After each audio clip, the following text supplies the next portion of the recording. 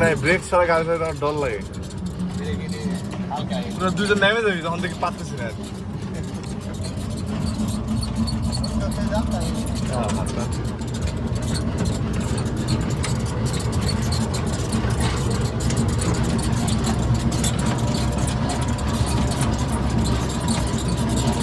কয় ফিট এইভাবে সাইজে কয় ফিট রে? 4 ফিট না? 4 ফিট না? হর্ন কোনটা রে?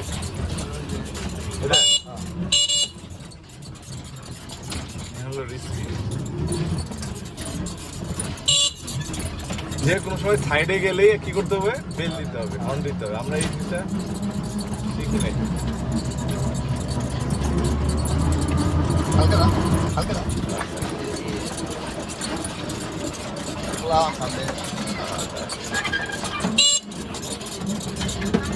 ও আমার না করে বুঝতে কার আল্লাহ জানে।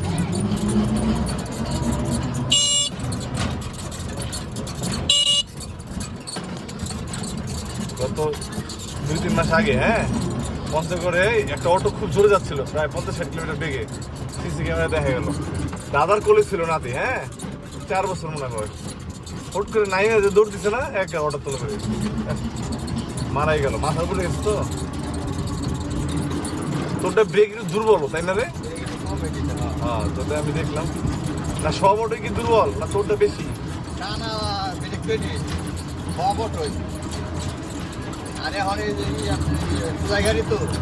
আরো বেশি না? আমার জায়গা তো ঠিক আছে, অটো যাইতে পারবো না অটো দিয়ে।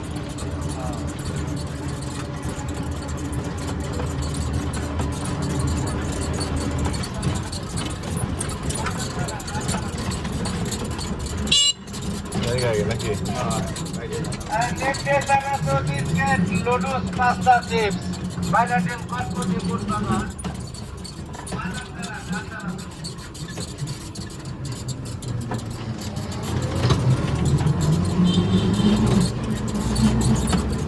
এগুলো আসল পরীক্ষা।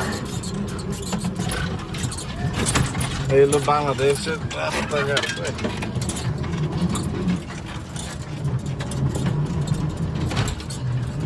তোর তুই জীবনে যে কত বছর কিছু তুই কত বছর ধরে কিছু সেটা মোটামুটি 5 বছর। এই 5 বছরে তুই কখনো ড্রাইভার নামে পাশে বসে গেছা? বসে না, অন্য চালাইছে না?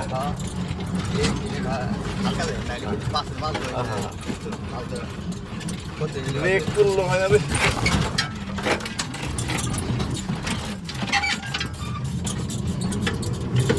তো ব্রেক খুব বেশি খারাপ রে, মানে নেই না, আরো চাপ না, আরো চাপে বয়। আপনি ওই যে পিক আপ দিবেন ডিল ছেড়ে দিতে হবে পিক আপ না দিতে বাদে দিয়ে রেখে চলে যাবেন আপনি।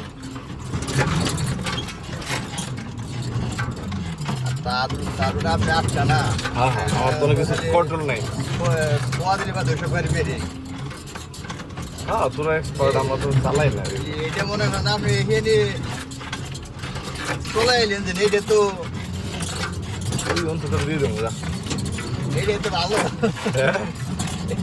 কতজনে ভালো ভালো এই যে ড্রাইভারে মনে করেন এটা এখানে পয়লা আসতে পারবো না। তাই তো শিখছি রে মোটামুটি। আমি আলহামদুলিল্লাহ মোটর সাইকেল, প্রাইভেট কার, তারপরে 5 গাড়ি, 4 কোটি টাকা দামের গাড়ি, সবই আলহামদুলিল্লাহ চালাইছি রে। সাইকেল তো শুরু হলে চালাইতাম আমি। এইটুকু কাজটা খুব ভালো ভাবে দেখা যায় না, জরুরি ভিত্তিতে।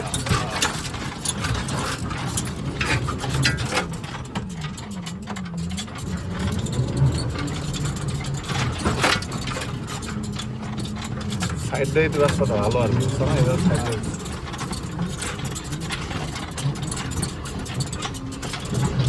যা তোরে দিয়ে দিই, তোর কষ্ট দিয়ে লাভ নেই। আমি যাবো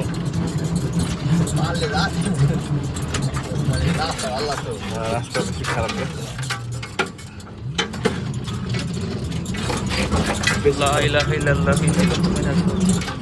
এবার দিয়ে দিলাম তো যা।